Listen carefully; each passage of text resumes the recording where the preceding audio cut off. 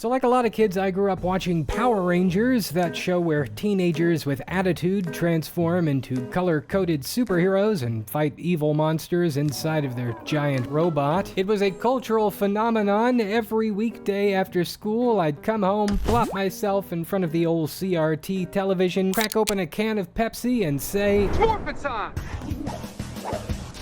I was a latchkey kid. We were built different. It wasn't until later in my life that I learned the entire thing was a lie. The actual show was called Super Sentai, a Japanese television series that's been running since the 1970s. It's got wild stories, insane costumes, over-the-top villains, and robot battles galore. Power Rangers licensed the footage from Super Sentai and then shot a bunch of low-budget filler with American actors on a soundstage that they then mashed together to make a new show.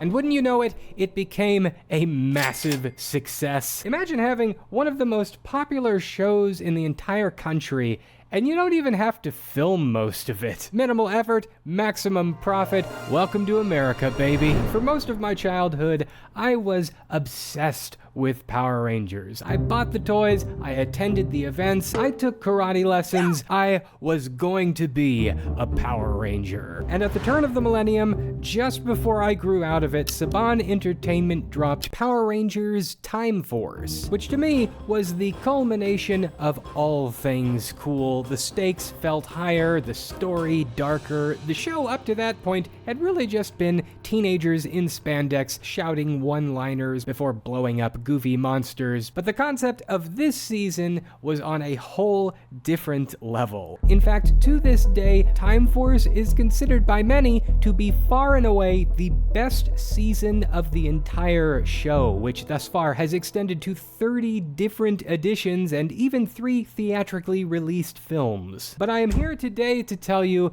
that Power Rangers Time Force doesn't even hold a candle to the Japanese show that it borrows from. Last year, while I was stuck in bed, for reasons, I took the time to watch every single episode of Mirai Sentai Timeranger. And let me tell you, it's pretty good. How were we robbed of such an incredible show? First thing to understand is that Power Rangers in the United States is squarely aimed at kids. Think ages 5 to 10. Its storytelling is simple, the humor and themes are all tailored to be acceptable for children, with a strong emphasis on goofy action, promoting teamwork, and teaching simple life lessons. Super Sentai, on the other hand, is designed for teens. While it's still family-friendly to an extent, it's not afraid to tackle darker and more complex narratives, delving into weighty topics like loss, betrayal, sacrifice, and even existential questions. Timeranger focuses on subjects like fate, death, even the ethical dilemmas of law enforcement, stuff far more sophisticated than its American equivalent. Timeranger doesn't reset to everything's fine at the end of each episode. Actions have consequences, characters grow, the battles are intense and leave scars, emotional and sometimes literal. Its storytelling has stakes, and it doesn't condescend to its audience. Japanese media for kids at this time tended to be more willing to explore serious themes, trusting children and teenagers watching to process more complex stories. Now, to be fair, Power Rangers Time Force came out in 2001, and America was going through some stuff, but in the year 2000, Japan was focused on the potential of the new millennium, and so its showrunners tapped into cultural sentiment by exploring the future. Imagine this, it's the year 3000. As a result of immense technological advancements in the 30th century, scientists of this era pushed the boundaries of physics and engineering, successfully learning to manipulate the space-time continuum. With full-on time travel now possible, the authorities create the Time Protection Bureau to monitor and regulate its use, preventing the tech from being exploited for personal or criminal purposes. forces. This agency acts as a kind of time police, arresting those who attempt to disrupt history. Violators are sent to a futuristic penitentiary and freeze-compressed as punishment for their crimes. When our story begins, Captain Ryuya of the Time Bureau briefs a new batch of Time Ranger recruits. Simultaneously, a high-status prisoner transfer begins at the facility. A new group of criminals are being brought in for freeze compression, including mob boss Don Dolnero, the leader of a crime family called the Launders. It's a play on money laundering. Get it? At long last, he's set to face justice. Except surprise, it's a trap set by the Launders family to get behind enemy lines and steal a time jet. Realizing the police have superior forces and firepower in this era, they plan to travel back 1,000 years and wreak havoc on an unsuspecting planet. Captain Ryuya selects a handful of recruits to chase the Launders back to the year 2000 and apprehend them. Let's meet the team. We've got 5 colors: pink, yellow, blue, green, and red. Time Pink is a girl named Yuri, a no-nonsense leader who works as a member of the anti-mafia division of Intercity Police. Time Yellow is Domon. He's the big, goofy, comic relief jock. Time Blue is Ayase, a total dreamboat former race car driver. Time Green is Shion, who is an alien. He's the youngest guy on the team, but has a heart of gold, as well as mysterious special powers, which leaves Time Red, originally intended to be Captain Ryuya. A Launder's scheme leaves him back in the future and unable to join the party. The big baddies also managed to blow up our hero's ship shortly after their arrival in the past, leaving the good guys with no way back home. Luckily, the ship's pilot, Tak, an adorable futuristic Furby, manages to survive the blast, and he provides the team with chrono changers, which allow them to transform. But there's a problem. The chrono changers are hard-coded to each officer's DNA, and all 5 need to be unlocked together. Without the captain, they're useless. No worries though, who should stumble upon the Rangers' crash site but Tatsuya Asami, a privileged yet aimless trust fund kid whose life is going nowhere fast. Living in the shadow of his wealthy, controlling father, Tatsuya spends his days coasting through life, unsure of what he wants or who he's meant to be. It just so happens that Tatsuya is the near mirror image of the captain, no doubt his distant ancestor. How convenient. Team leader Yuri, however, is none too quick to seek the help of a civilian for such a serious mission. Tatsuya might have the DNA match they need, but in her eyes, he lacks the discipline and experience required for the job. But it looks like she doesn't have much of a choice. The Launders family has wasted no time in wreaking havoc. Within hours of their arrival in the year 2000, they're already causing chaos, leaving destruction in their wake and putting innocent lives in danger.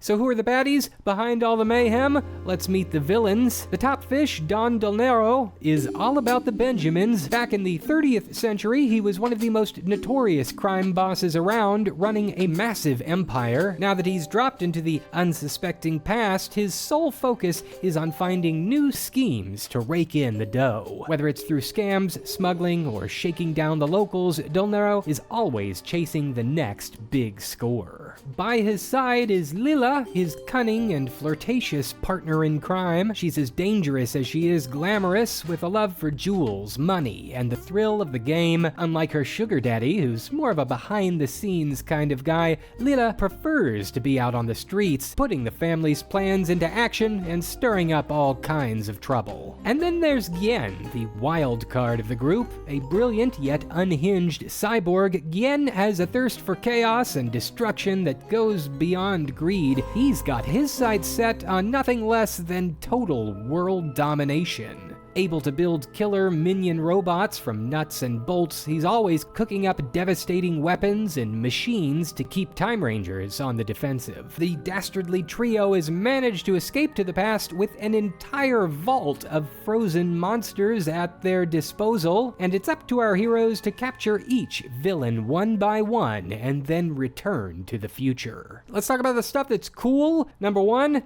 the theme song. Go overtime.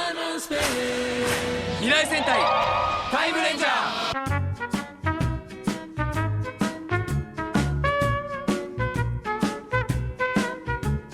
What the young kids call a banger. The stunts. This is where Super Sentai shows excel. There's actually a name for this genre in Japan. It's called Tokusatsu, which roughly translates to special effects. Live-action shows or movies that focus on practical effects, elaborate costumes, and stunts. Each episode focuses on high-energy martial arts, wirework, flashy explosions, and of course, each episode ends with a giant robot fight. Speaking of which, the monsters of the show are a special treat. There's always a new lackey to deal with every episode, and in spite of the formula, it never gets old or feels stale. Every baddie has a unique hook and fighting style, with a lot of standouts that you wish you could see more of. I'm also a huge fan of the show's visual effects. You see, we get these brief glimpses into the year 3000 throughout the show, and these moments are, to me, fascinating. Super Sentai is, by all accounts, a low-budget TV show,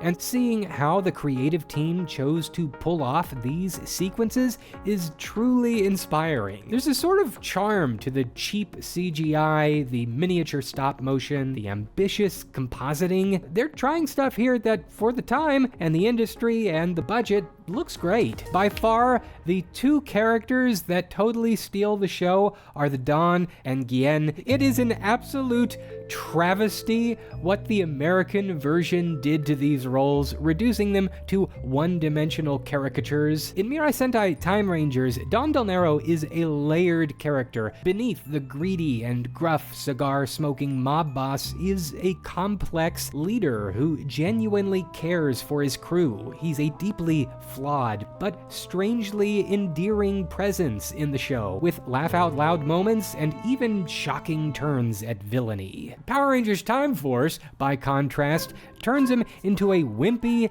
useless lackey that only hangs around in the background for occasional toilet humor comic relief. Surprise, it's me, Cluto, your secret admirer.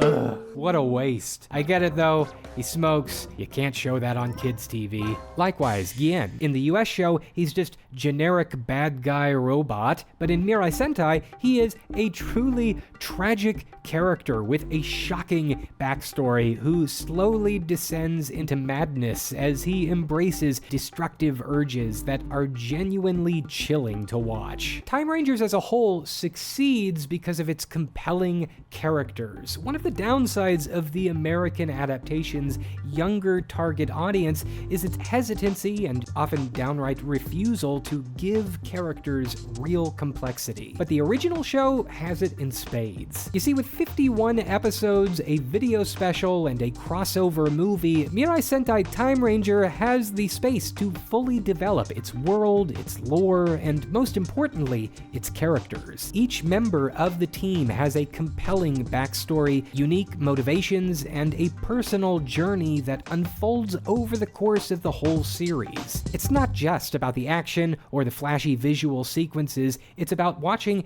these characters grow, struggle, and find their purpose. And Timeranger delivers that in a way that few shows of its kind manage to actually achieve. As the series unfolds, we learn more and more about what drives each team member. Take Yuri. Turns out the whole reason she became a cop was because her family was brutally murdered by a hitman working for the Dawn. Her relentless pursuit of justice and ultimately vengeance becomes her driving force throughout the show, to the point where it consumes her. Yuri's arc is about the fine line between justice and revenge, making her one of the most compelling characters in the series. Then there's Domon, who starts off as the team's comedic muscle, but quickly proves to be so much more.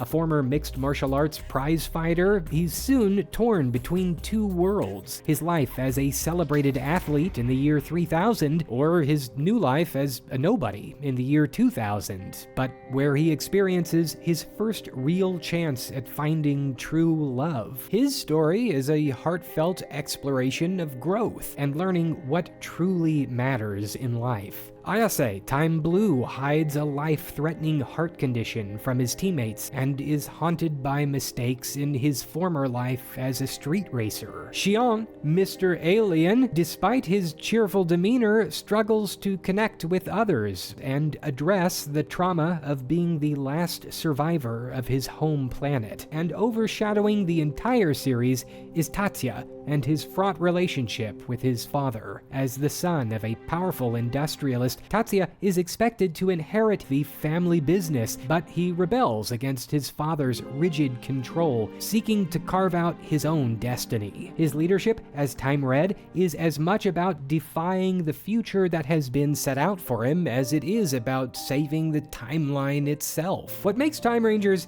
exceptional is how all these side stories weave seamlessly throughout the series, creating this slow-burn, character-driven narrative that still feels like a fast-paced weekly action show full of battles and bad guys. Look past the usual trappings of the genre, and it's a journey through the lives of its characters, each of whom brings their own struggles and growth to the table. Standout installments include episode 11, Deathmatch City, where a monster places a nearby town under hypnosis and forces everyone into a violent battle royale that the Rangers must stop. A local journalist that gets rescued touches off a love triangle subplot that manages to keep you glued to the screen the rest of the series. Then there's episode 13, Battle Casino, takes the Rangers deep into the city's seedy criminal underworld. 18, 19, and 20 is basically this epic three-part movie where the Rangers realize that their presence in the past may very well be altering the course of history. 28, 29, and 30 likewise crank up the stakes and introduce Naoto, the 6th Ranger, or as he is known on the streets,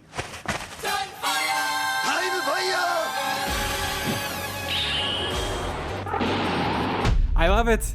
I cannot get enough of that. Episode 32 is a total heartbreaker that flips the standard Monster of the Week formula totally on its head. Instead of facing a typical rampaging villain, the Time Rangers encounter a monster who doesn't want to fight at all. This creature, thawed out and forced into action by the Launders family, is genuinely remorseful for its past crimes and seeks nothing more than a chance to start over. The Rangers are divided, and the audience grapples with the question of forgiveness and even the rigidity of the criminal justice system. It's weirdly compelling stuff. By episode 40, Ayase's secret heart condition reaches a tipping point, and he must choose between whether to spend his last few months in peace or fighting alongside his friends. Tatsuya and Yuri face their feelings for each other. Even Tak gets his own emotional tearjerker side arc. The final collection of episodes is a masterclass in payoff, with these dense and intense conclusions to every character arc carefully set up throughout the series. Both the Rangers and the villains are forced to confront the choices that they have made throughout the show, and every decision carries weight, rippling through the narrative with consequences that feel earned. For the Rangers, it's a reckoning of their personal struggles and their growth as a team. Tatsuya must finally face his father and the future that he's been running from. Yuri confronts the depth of her desire for vengeance and what it may ultimately cost her. Ayase grapples with his own mortality, Domon and his longing for love, Xion with his search for a homeland. Even the villains aren't left out. Everyone has a stake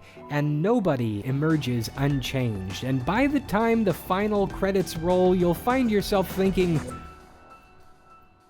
what? That was stupidly good for a low-budget, weekly Japanese kids show about stunt guys in spandex fighting stunt guys in rubber suits. Because somehow, Time Ranger transcends the typical tokusatsu trappings and delivers a gut punch of an ending that's not just satisfying, but cements it as one of the best entries in the entire Super Sentai franchise. So yeah, if you're a Power Rangers fan and you want to see what its source material is capable of, Or you're an anime fan wanting to see what it would look like if that style of storytelling was done like in live action. Even if you're just interested in checking out, no pun intended, a time capsule of Japanese television at the turn of the millennium, check out Timeranger. It's available on streaming.